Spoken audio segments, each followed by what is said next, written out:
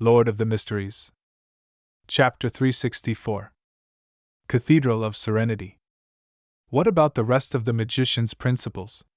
As Klein idly leafed through the newspaper he had finished reading, he thought about the issues that mattered most to him. He had already considered one point before, and that was the difference between having an audience to cheer for him and not having one. However, just this alone didn't seem sufficient. With this thought, Klein's thoughts ran wild as he inexplicably thought of something. When I was still a seer, being recognized and praised as a true fortune-teller would give me a feeling that the process of digesting the potion had become faster. After I concluded the seer principles, I began to believe that there was no direct correlation between the views and feedback from others and that they were merely expressions, nothing substantial. If I act well enough, I would naturally be acknowledged, and my digestion would naturally be faster. That is to say, I had always believed that they were two different responses with the same gains, and not something related to causality. But now, there's the choice of receiving an audience's applause. If it does help me digest the potion, does it mean that some performances really require feedback, and the way that others view me can subtly affect the progress of my potion's digestion? By extension, would the establishment of the churches by the 7 Orthodox gods, the spreading of their faith, and the nurturing of their followers partially be a result of this? This is truly a sacrilegious thought. I am indeed not a person who sincerely worships gods. I will praise them, but I won't blindly believe in them. Klein quickly adjusted his train of thought as he searched for another angle of attack. He repeatedly compared the subtle differences between seer, clown, and magician. Gradually, he came up with an idea. In comparison, does a magician, who needs to perform, possess the need to take the initiative? Taking the initiative to perform instead of being passive like a seer or clown? From the perspective of fate, it also fits. From a seer's reverence of fate, a clown's characteristic of being teased by fate while still maintaining a smile, and finally a magician who takes the initiative to challenge fate. Even if the result is nothing real or substantial, he will still receive the audience's applause from his deception. Klein nodded indiscernibly as he planned to make attempts in taking the initiative to perform. Where should I start? It should be something relatively less dangerous. I can consider the imprisonment of that vampire named Emlyn White by Father Utravsky. However, I need to confirm that this group of non-humans abide by the law and only engage in petty theft at the worst. Where do Emlyn's companions stay on the southern side of the bridge? I can't really remember. I'll have to use divination to jog my memories. I'll also confirm how dangerous it is. Having come to this conclusion, Klein put down the newspaper, got up, and went upstairs. It had to be said that he didn't have any other motivation to actively involve himself in something that had almost nothing to do with him. It wasn't his personality, but in order to act, he had to force himself to do so. This is considered rather simple for me. How would a straight male act as a witch and demoness of pleasure? It's no wonder the City of Silver emphasizes that. You're only acting. Klein suddenly understood the meaning of the admonition. City of Silver, in a dark room at the top of the spire. Chief of the 6-member council, Colin Iliad, stood in front of a window, staring at the silver city which was shrouded in darkness and lightning. Those beams of light illuminated his disheveled white hair, revealing his twisted and hideous old scars on his face, as well as the deep wrinkles on his face and his worried eyes. After an unknown period of time, Colin turned and looked at a dark corner. He asked in a deep voice, "Find anything?" In the corner, a shadow stood up. It was pitch black as it shot towards the wall, twisting and whirling. Its voice carried the feeling of metal rubbing against metal, and it was rather jarring to the ears. After Derek Bird returned home, he showed some signs of abnormality, but there was no immediate need to deal with it. Colin nodded slightly and said, "What did he do?" With the help of the mystical item at the bottom of the spire, the rampager and the clone of the mysterious figure were eliminated. However, he had constantly suspected that the matter had not been completely resolved. The former captain of the exploratory team suddenly lost control. The mysterious person recklessly took action after enduring for a full 42 years, without any consideration for the traps or the consequences.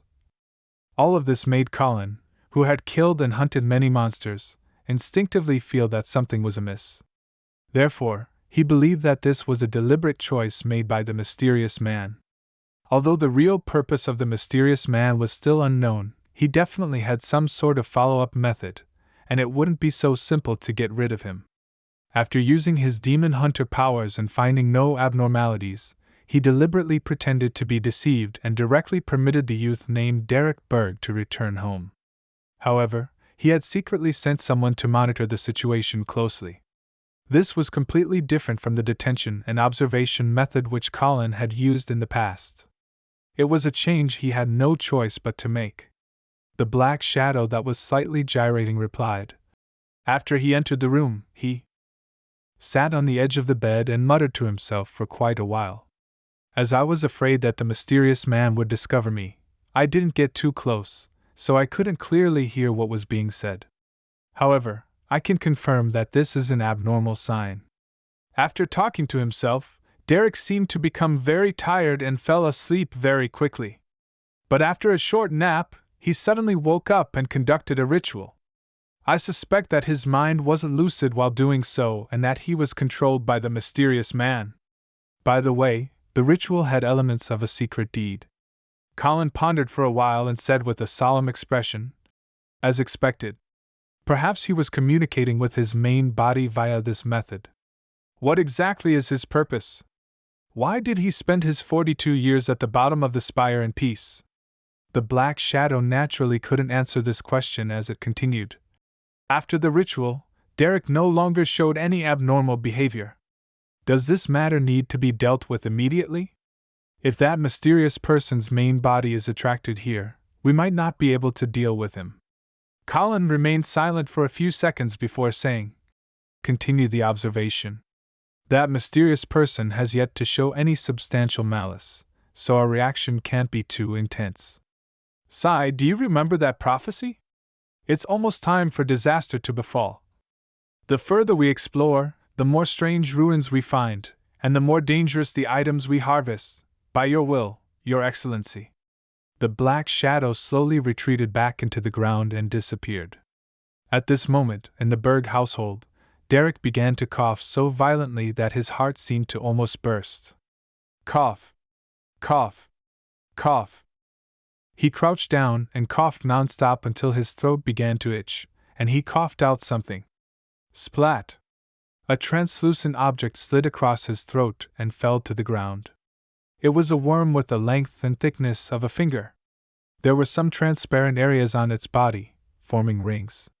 Derek had seen something like this at the bottom of the spire previously, and he was certain that he was already free of Amon's influence. He bent down and picked up the translucent worm, and finally, he was able to count the total number of rings on its body. There were a total of 12. What is its use? What can it be used for? It seems to be dead. Derek lost himself in thought. Winter County in the northern part of the Lone Kingdom. A black Gothic cathedral towered over the snow-covered mountains as it occupied a vast stretch of land. In front of it was a cliff, and its surroundings was a vast expanse of whiteness with utmost silence.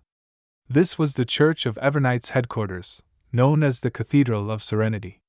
The dark-haired, green-eyed Leonard Mitchell had a black trench coat draped over him as he wore red gloves and walked out of his room.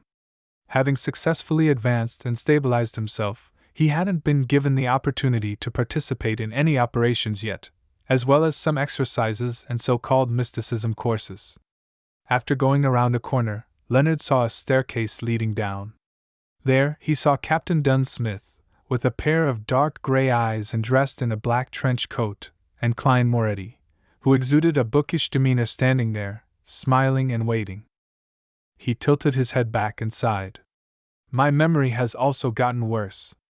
I've already forgotten that the two of you no longer exist. Leonard looked away and walked down the stairs to the first floor of the cathedral. He knocked on the door and entered a small room.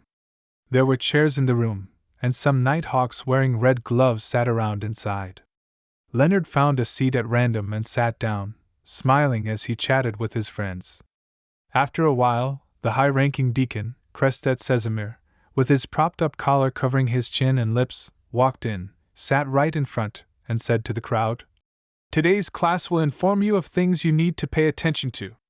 As Red Gloves, you will travel to different places, and there's a high chance of encountering dangerous high-sequence beyonders. If their intent is obvious, and they want to kill you, the only thing you can do is leave a trail behind you so that the subsequent investigators will be able to find the appropriate clues. The exact methods include, but most of the time, high-sequence beyonders won't always attack you directly. They will utilize you based on all sorts of factors. You must be alert enough to not be fooled, and here are a few things that we have summarized." Sitting in the back, Leonard listened with a smile and great attentiveness. His target for revenge was a high-sequence beyonder. Casimir paused for 2 seconds and continued. In the first case, some high-sequence beyonder will pretend to be hidden existences, using promises and hope to deceive you into reciting his corresponding description. In the second case, some high-sequence beyonders might be restrained in a sealed state. They will act as mystical items that can help you get out of your predicament. For example, a magic lamp that can grant you 3 wishes or a wishing pond. The third case is for a high-sequence potion named Parasite. They often claim that they have lost their bodies and can only survive together with your spirit body. They can only rely on you and will not harm you. They will then give you knowledge, formulas, and all sorts of benefits, hoping that you can become powerful so that you can one day help him reconstruct his body or take revenge. In reality, the beyonders with parasites will only become nutrients for the parasite, thus prolonging the parasite's lifespan and condition. As Leonard listened, his smile faded.